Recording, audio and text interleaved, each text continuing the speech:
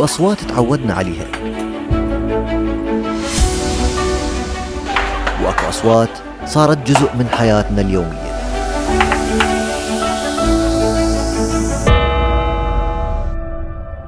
أشهد أن عليا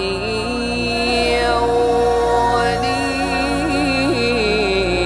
الله.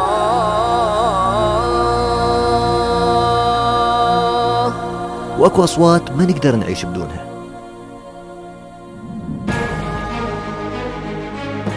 فإن الأرض ديني قد نسب بنحو الجسم إلى المعصوم.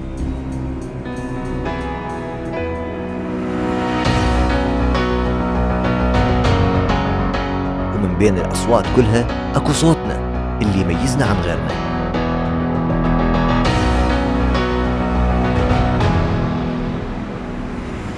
لأن النجف مميزة بالصوت والصورة، مدينتنا اللي نحمل هويتها بوجداننا.